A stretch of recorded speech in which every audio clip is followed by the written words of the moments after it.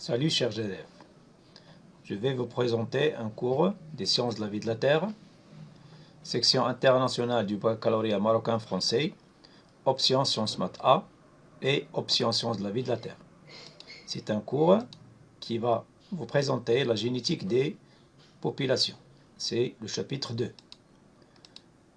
La génétique des populations s'intéresse à l'étude des lois de la distribution des gènes et des génotypes, ainsi qu'aux mécanismes responsables de la variation génétique au sein d'une population donnée.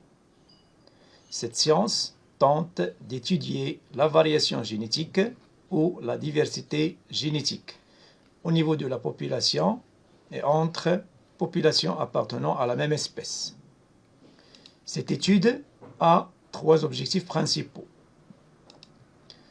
La mesure de la variation génétique à partir de la fréquence des allèles du même gène, comprendre comment la variation génétique est transmise d'une génération à l'autre, et aussi comprendre les mécanismes d'évolution de cette variation génétique à travers les générations. 4 questions se posent. Qu'est-ce qu'une population et quelles sont ses caractéristiques? Comment étudier ou mesurer la variation génétique au sein d'une même population? Quelles sont les causes ou facteurs responsables de cette variation génétique et comment se transmettent-ils à travers les générations? Une dernière question, quels sont les critères distinctifs ou caractéristiques de l'espèce? En premier lieu, je vais vous informer qu'on va essayer à chaque vidéo de s'intéresser à l'une des notions essentielles. Cette première vidéo, par exemple, va essayer de vous expliquer les caractéristiques d'une population donnée. Les autres notions, comme le calcul des fréquences, des phénotypes, des génotypes, des allèles à travers les générations, l'application de la loi Hardy-Weinberg et autres choses vont avoir lieu pendant les prochaines vidéos. On commence notre cours. Pour la notion de population et ses caractéristiques. Une population, c'est l'ensemble des individus appartenant à la même espèce. Ils vivent dans une zone géographique spécifique et chacun d'eux a la même possibilité de se croiser avec n'importe quel individu du groupe de la population, Elle se caractérise par une garniture génétique ou un pôle génétique ou génique qui évolue à travers les générations. Donc, on a un ensemble d'individus qui appartiennent à la même espèce. On a cette espèce ou bien ces individus vivent dans une zone géographique et ils ont tous la possibilité de se croiser, de se reproduire entre eux. Quelles sont les caractéristiques de la population? On commence par le pôle génétique ou génique.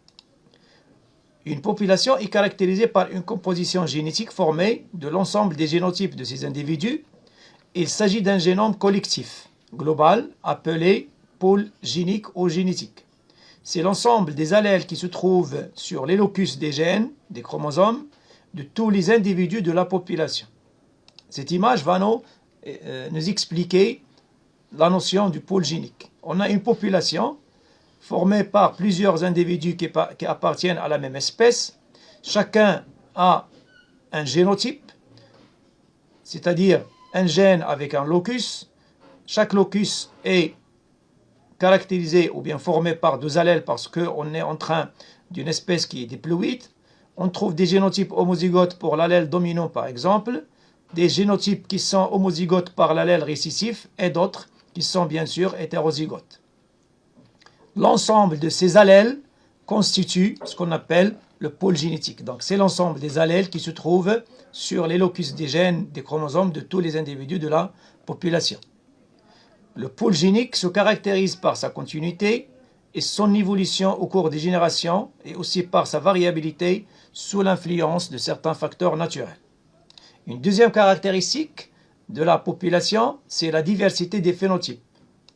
Comme on le voit dans ces 2 images, on a une diversité au niveau du phénotype chez la coccinelle et aussi chez l'escargot. On connaît déjà qu'un caractère héréditaire au phénotype, c'est une caractéristique quantitative, poids et taille par exemple, ou qualitative, couleur, forme. Ce caractère peut être observable à l'œil nu, comme c'est le cas par exemple de la couleur du corps, ou nous pouvons avoir besoin d'une analyse au laboratoire pour le détecter, comme le groupe sanguin par exemple. Une autre caractéristique, c'est celle concernant la diversité des protéines. La protéine est une chaîne d'acides aminés et la diversité au sein des protéines peut être étudiée par la technique d'électrophorèse. Comme la protéine est un produit de la traduction du code génétique, la substitution d'un acide aminé par un autre entraîne une modification de la structure des protéines, ce qui entraînera une modification de la vitesse de la migration électrique. Un exemple vous est présenté. On a 3 différents systèmes. Le système A, c'est un cas d'une protéine codée par un gène à 2 allèles, donc F et S. On a 3 génotypes.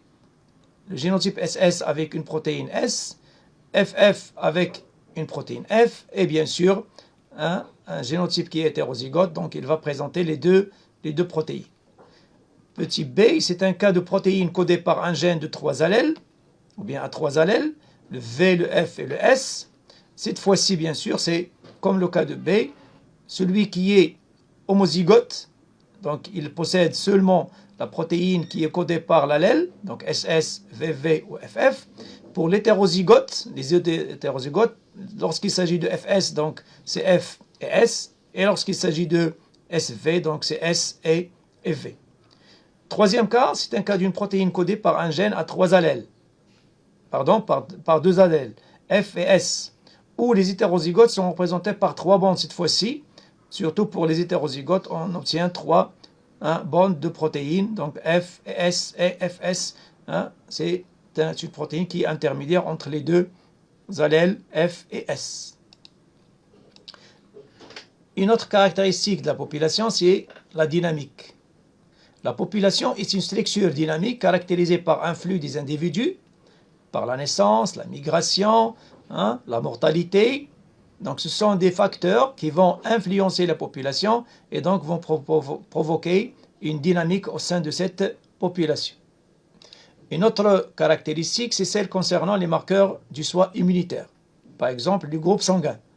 On présente les 2 groupes, par exemple, MN et ABO.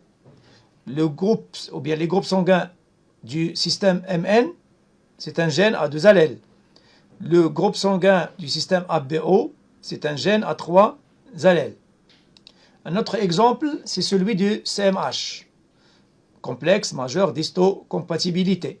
Il est caractérisé par un ensemble de gènes portés par le chromosome 6. Donc, chaque gène est polymorphe, c'est-à-dire il présente une diversité. Le gène A est caractérisé par 20 allèles, le gène B par 50 allèles, le gène C par 10 allèles, le gène DP par 20 allèles, et pour DR c'est 10 allèles et DQ c'est 5 allèles. L'une des caractéristiques de ces allèles qui sont bien sûr codominants. Donc qu'est-ce qu'on constate concernant les marqueurs du soi immunitaire, que ce soit pour le CMH ou pour les groupes sanguins? Donc qu'est-ce qu'on constate? Les marqueurs du soi immunitaire sont caractérisés par une diversité génétique.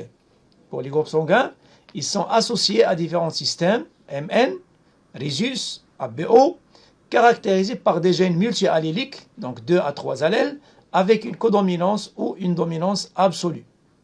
Par exemple, MN, c'est un cas de codominance entre MN, ABO, A est dominant par rapport à O, B est dominant par rapport à O, mais il y a une codominance entre A et B. Pour le système Rhesus, il y a une dominance, le Rhesus plus est dominant par rapport au Rhesus moins. Le gène du CMH humain est multiallélique avec une codominance des allèles. Ainsi, un individu est différent des autres et a son propre CMH. C'est-à-dire que tous les individus appartenant à la population humaine sont différents de point de vue CMH, à l'exception des vrais jumeaux qui peuvent avoir un CMH qui est compatible. Une autre caractéristique, c'est la diversité au niveau des chromosomes. Pour le blé, par exemple, on distingue entre plusieurs espèces.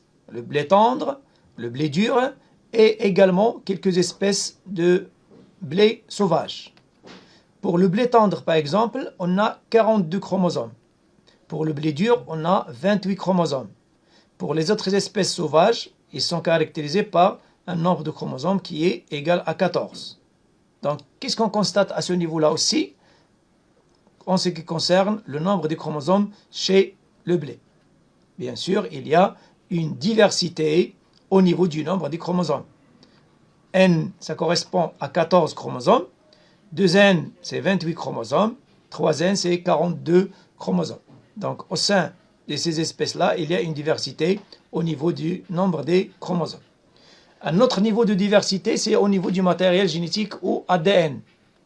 Un gène avec un allèle, s'il subit des mutations par substitution, par délétion, par insertion, chaque fois, il va y avoir un nouveau allèle qui apparaît. Donc, qu'est-ce qu'on constate aussi concernant le nombre d'allèles d'un même gène?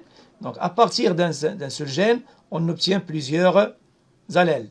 Donc, on dit que la diversité au niveau de l'ADN peut apparaître sous plusieurs formes, par substitution d'un nucléotide par un autre, par une perte ou un ajout, donc perte c'est délétion, ajout c'est insertion de nucléotides, ce qui conduit à l'apparition de plusieurs allèles pour le même gène au sein de la population.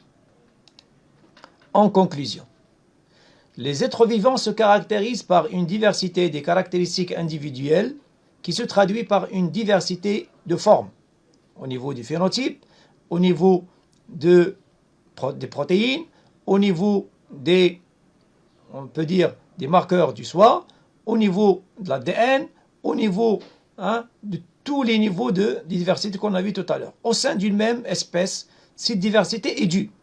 Il peut avoir lieu sous l'effet du milieu, dans certains cas, nutrition, comportement, et cette variation n'est pas héréditaire. Donc, il ne se transmet pas de génération en génération. C'est l'effet du génotype de l'individu qui est caractérisé par un polymorphisme. Donc, comme on a vu tout à l'heure, un gène peut avoir plusieurs allèles sous l'effet des mutations et donc une variété ou bien une diversité allélique. Cette variation, cette fois-ci, est transmise aux générations suivantes. Donc, il est héréditaire. Ce sont des variations, ce sont des changements au niveau du génotype et qui seront transmis d'une génération à l'autre.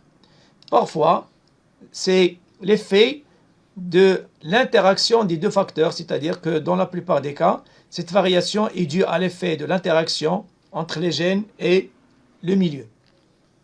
Ainsi prend fin cette première vidéo.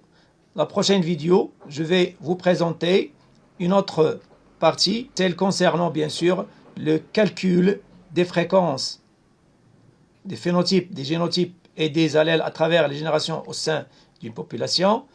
Donc, au revoir, merci et à la prochaine vidéo.